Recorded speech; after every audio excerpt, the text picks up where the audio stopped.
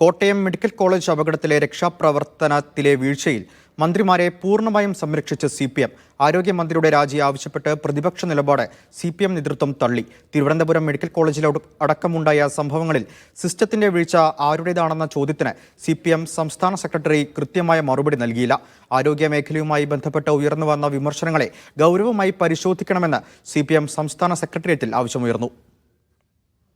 ആരോഗ്യമേഖലയിൽ നടപ്പാക്കിയ വികസന പ്രവർത്തനങ്ങളും ആരോഗ്യമേഖലയ്ക്ക് നൽകിയ പണവും ഉയർത്തിക്കാട്ടിയായിരുന്നു CPMന്റെ പ്രതിരോധം. സ്വകാര്യ ആശുപത്രികളെ സഹായിക്കാൻ വേണ്ടി പൊതുജനാരോഗ്യ മേഖലയെ തകർക്കുന്നുവെന്ന് CPMന്റെ സംസ്ഥാന സെക്രട്ടറി MV ഗോവിന്ദൻ ആരോപണം ഉന്നയിച്ചു.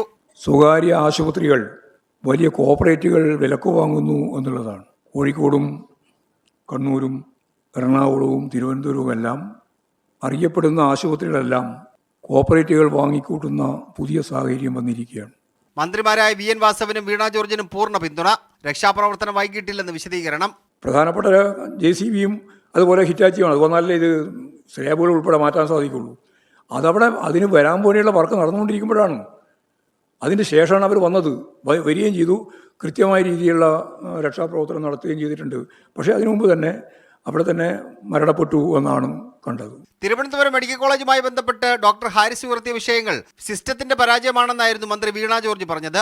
സിസ്റ്റം ഏതാണ് എന്ന ചോദ്യത്തിന് CPMന്റെ സംസ്ഥാന സെക്രട്ടറി കൃത്യമായി ഉത്തരം നൽകിയില്ല. സിസ്റ്റത്തിന് കുഴപ്പം എന്ന് പറയുന്നതിനെ പറ്റി ഞാനതിൻ്റെ മറ്റെല്ലാ വിശദീകരണത്തിലേക്കും പോകാൻ ഞാനിപ്പോൾ ഉദ്ദേശിക്കുന്നില്ല. കോട്ടയ അപകടത്തിന്റെ പശ്ചാത്തലത്തിൽ ഇത്തരം സംഭവങ്ങൾ ആവർത്തിക്കാതിരിക്കാനുള്ള ഇടപെടലുകൾ നടത്തുമെന്നും മരണപ്പെട്ട ബിന്ദുവിന്റെ കുടുംബത്തിന് ഉചിതമായ സഹായം നൽകുമെന്നും മുഖ്യമന്ത്രി വ്യക്തമാക്കി.